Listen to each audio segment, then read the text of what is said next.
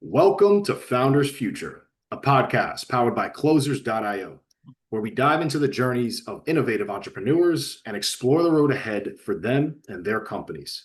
I'm your host, Jae Encarnacion, and in each episode, we uncover the stories behind impactful ventures, the challenges faced along the way, and the strategies driving their future growth.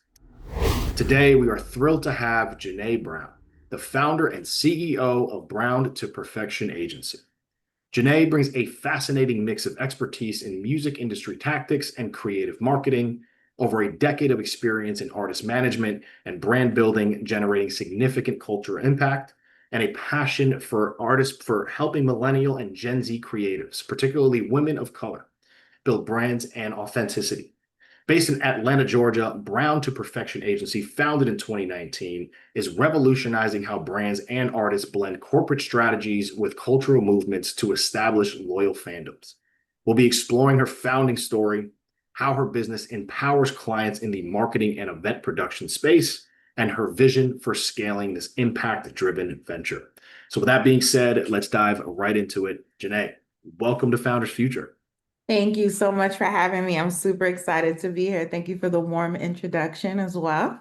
Absolutely. An incredible background that you have, Janae. So, an honor and a pleasure to have you on the show. So, if we could start at the beginning for our listeners here, Janae, what specific problem in the marketing landscape really inspired you to start Brown to Perfection Agency?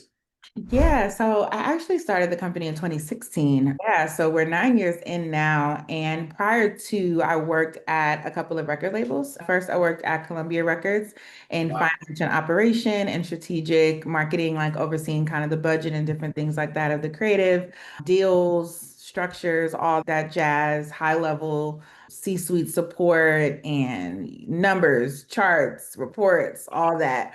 And then I went from there to RCA Records, where I worked in the marketing department, particularly on the urban side, on artists like Chris Brown, Jasmine Sullivan, you name it, ASAP Rocky, ASAP Ferg.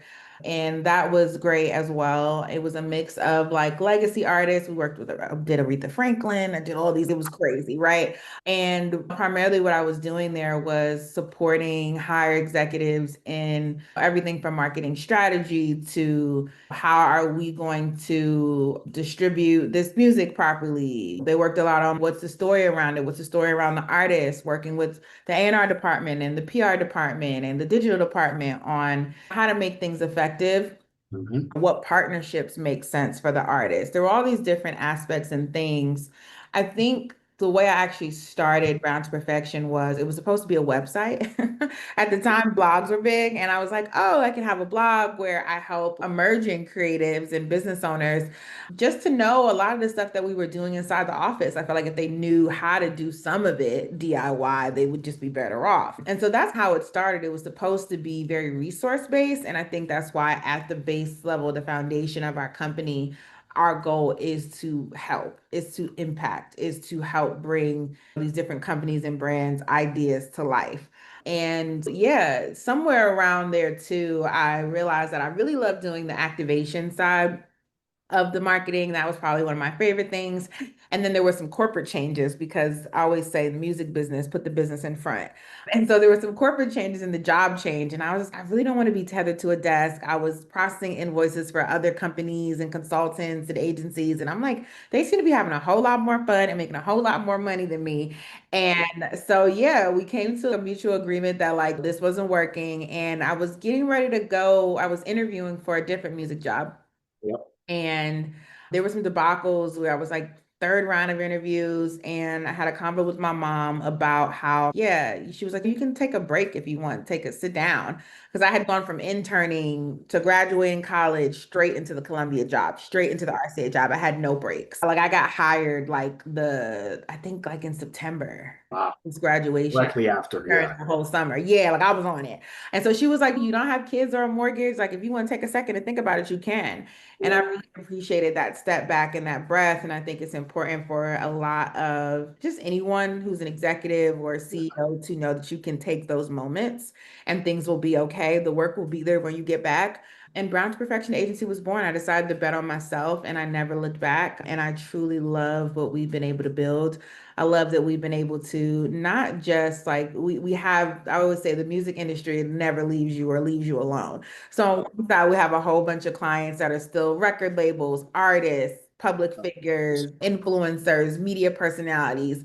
And then on the other side, we're working a lot of times with consumer brands, tech companies. We're working with small businesses sometimes, but the definition of small businesses, right? And so we're just doing, I like to say we're an impact company first. We work with nonprofits like in education and politics. Like our goal is to take what's great about the brand, maximize the potential of it, and then make sure it reaches the right audiences. And we do that through digital content strategy, overall brand marketing. We do influencer marketing. We do lots of experiential and event production. We do it all in a sense. And that's the story, the long, short, long version of it. Yeah, incredible. And you really hit home on, I wanted to really get into the nuts and bolts of what you're doing. And you just touched on it at the end there. You're working with so many different types of an ideal client. So you have the consumer brands, tech companies, small businesses, influencers, Yeah, creators, nonprofits, education. So a wide variety of who you can work with. And then again, doing digital content strategy, branding, the brand yeah. marketing, the event production, the strategies that you're putting together there. Talk to me a bit now that you've seen success for 9 years. Junae, what's the mindset now on scale? How are you approaching the idea of growing, having a productized offer? How are you moving forward with the offers you have there now? Yeah, we are in an interesting space where right now we're making our offerings more concise. We're focusing mostly on what we do the most amazingly, which is digital content strategy, high level brand strategy, and experiential. Everything else we're considering an add-on service. So if there's a particular element of the strategy that calls for influencer marketing or seeding or merch creation or something like that, we'll do that. And or I do have a Rolodex of incredible consultants and partners that we've amassed over the years too. So sometimes it's a matter of, hey, we can come up with the strategy, but there's someone else who would be better suited to execute that so we can keep doing what we do well. And that's our approach right now to scaling. We're also, of course, like the whole world is implementing some AI stuff. But our approach to AI is a bit different as to where I always say AI is not doing the thinking for us. AI is accelerating our creativity. So more of we're still creating the baseline and base level of the ideation, which I think is a really strong suit of ours. And then we're utilizing AI to paint the rest of the picture to help fill in the rest of the puzzle. And I think that's so far working for us really well. And then of course using it for systems and processing and stuff like that, because it just helps things be more refined and more efficient. So love that. And then teaching clients and companies as well how to effectively utilize it. A lot of people are afraid right now that it's going to take their jobs instead of the reality is that it can really help your job, help you can be better at your job. And just finding the through lines so that people can feel like they're maintaining their integrity, but also keeping up with the times. But yeah, that's our approach to scaling is really zeroing in on what we do best, what we do well, and knowing that there's a difference between we could do it or we should do it. There's the quote, jack of all trades, master of none, but then there's that other part of the quote that people forget, which is it's still doing better than everybody else. And so I like to be mindful of that because when you are a bit of a generalist, I think when it comes to marketing and you can excel in all these different areas, I think sometimes you tend to overwhelm yourself with doing everything in-house, with doing everything at once. And I don't know if that's always the best thing, depending on the client, depending on how your company's running, depending on your staffing. And so I hope that answers the question of how we're approaching scaling and just Absolutely. thinking about how we can put some things more on an autopilot. If ideation and strategy is our strong suit, cool. We can introduce a different piece to do the implementation, right? But we want to make sure we are working in the areas that we know we can do with our eyes closed and our hands tied behind our back.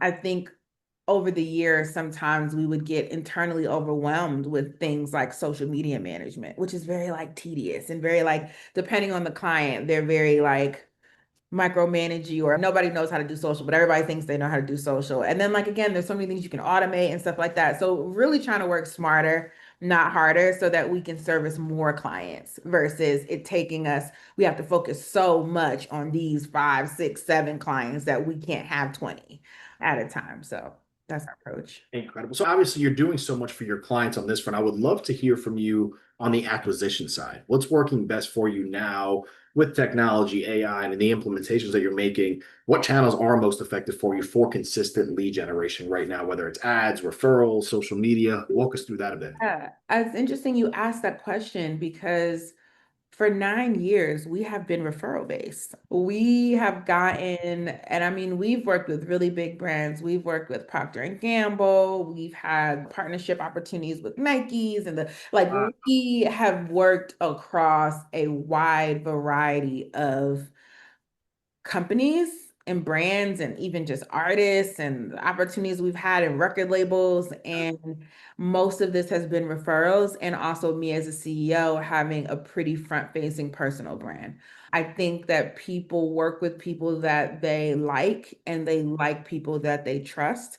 And so I think I've been blessed to be able to position myself as someone who really does care about this, who stays in the gym, so to speak, of always learning, always connecting, always building relationships and partnerships. I'm never too big to talk to someone or meet with someone or connect with someone. I'm in a lot of in-person spaces that matter. I've been blessed to speak at different things like Inbound and different conferences and panels and this and that, and on plenty of podcasts like this one, right? Yeah. So I think each time you make a connection, and I say marketing is about psychology, right? It's all about people. If you don't know people, you probably won't be great at it, depending on what it is you're marketing. And I think it's the same thing when it comes to marketing a marketing company, is that like you have to be able to connect with people, you have to be able to get it. We have won contracts over agencies that are 5 times our size because the client simply said, "You speak my language.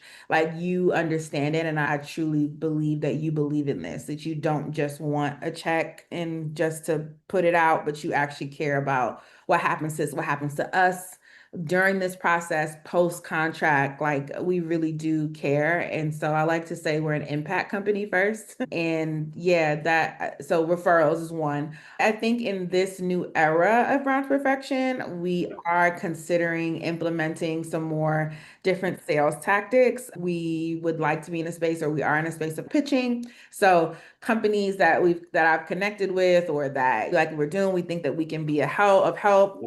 We're pitching. Ads is definitely, we're currently, excuse me, getting ready to run some ads this quarter.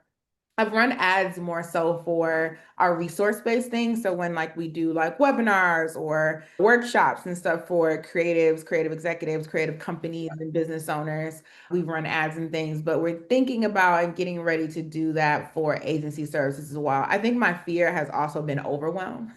Is that we also know how to run ads properly. So we run them ads, but then here comes the influx, and are we okay and prepared, and do we want that much at once? But definitely in that mode. And there's so many different ways to acquire sales and funnels, and there's all this tech. But I think I'm a bit of a traditionalist in that sense.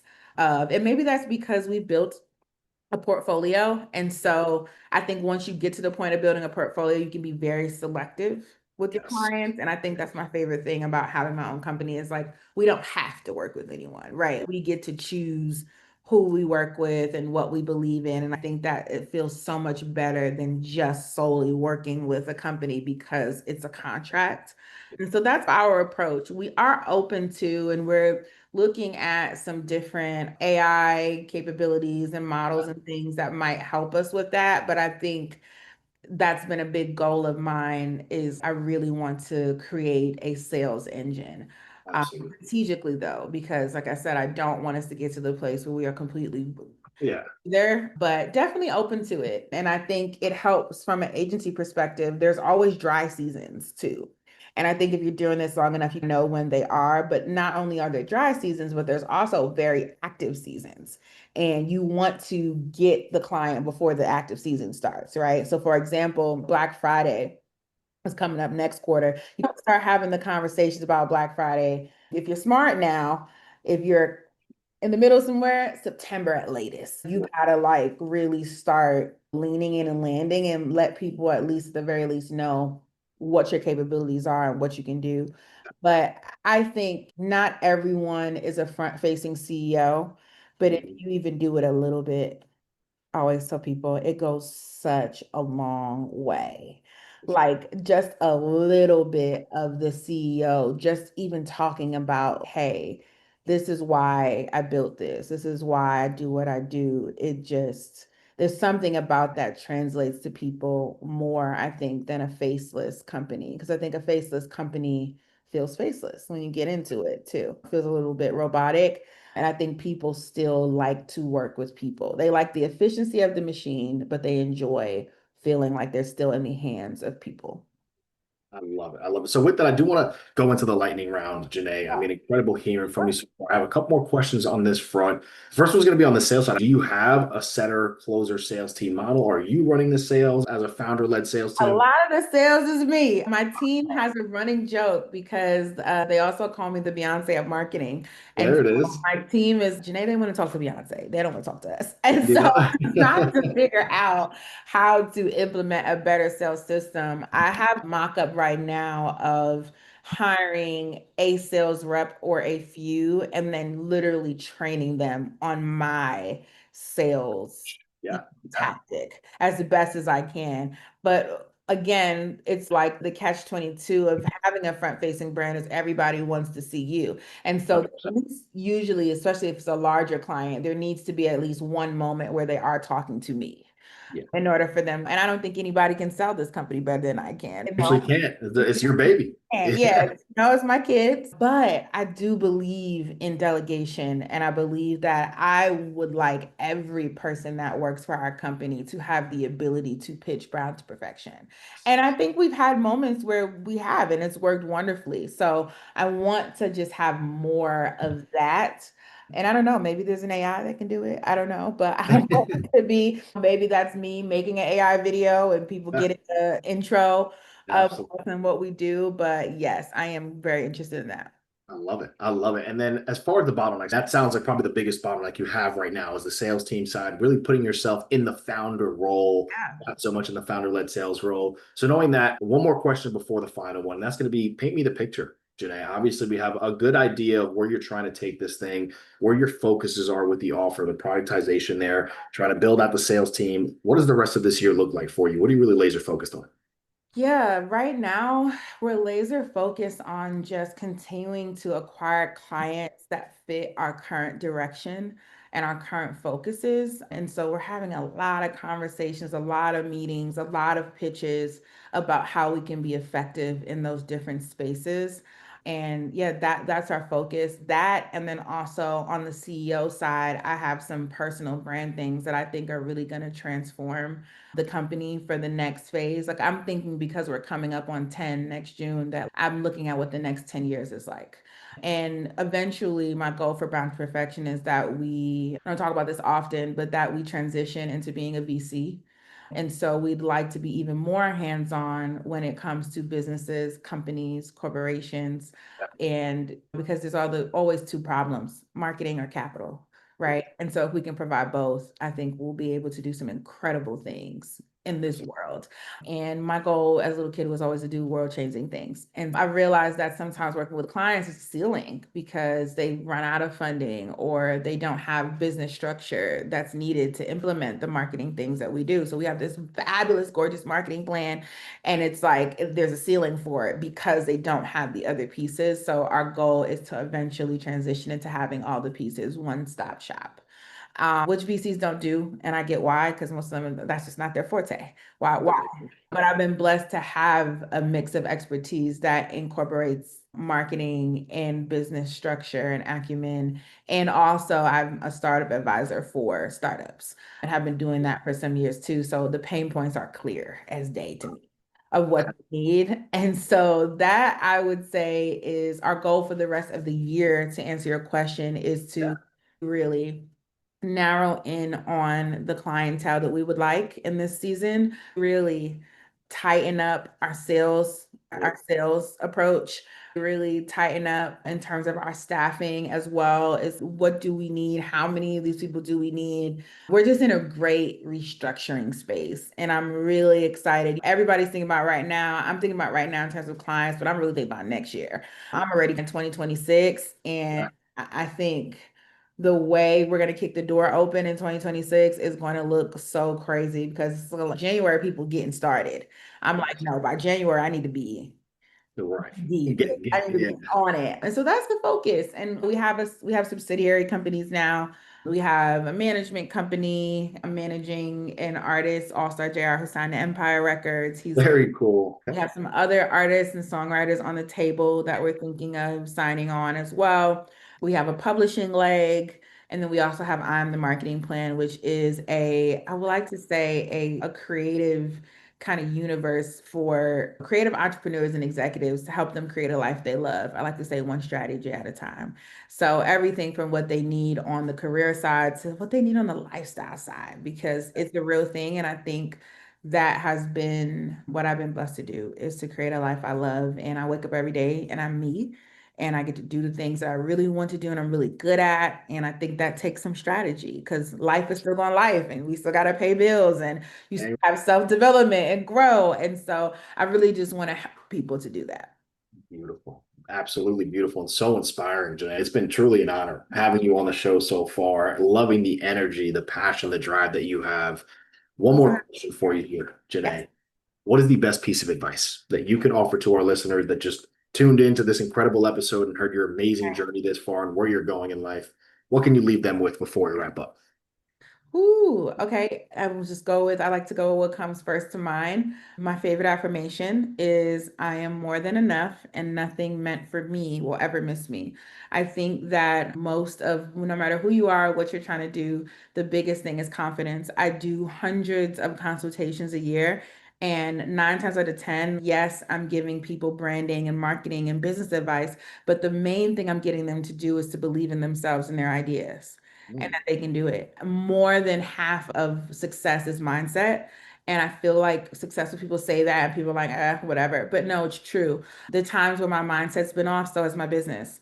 If I'm not taking care of myself and up here is not clear, neither is what I'm doing. And so I think that you really have to trust that everything for you is for you and also work towards it, and that anything that doesn't work out wasn't for you, and move on to the next thing and quickly fail fast and forward. That's like a real thing. And know that if it was easy, everybody would be doing it. So don't take something being hard or difficult or delayed as like a denial and, oh, this is not what I should be doing. Because if the vision was placed in your heart, you're either going to carry it out or you're going to find out what you really should be doing along the way. But just don't let your feet stop moving. I think that's my advice. beautiful. Absolutely beautiful advice. And with that right there, that is going to wrap up another inspiring episode of Founders Future. And Janae, truly, I cannot thank you enough for coming on the show and Of sharing course. your Thank you incredible for having journey. me. This was Absolutely. Absolutely. Again, as I mentioned, just your passion, your drive, your energy, it's infectious, makes me feel incredible. And the ability to interview you was amazing today. So truly an honor, Janae. And to our listeners, if you enjoyed this episode, which I know so many of you have, don't forget to subscribe to Founders Future wherever you get your favorite podcasts. And also don't forget to check out Brown to Perfection at brown2perfection.com for their brand to perfection consultations. And for more resources and insights, you can visit us here at closers.io, where we are dedicated to helping businesses accelerate their growth. Until then, keep climbing, and we will see you on the next one.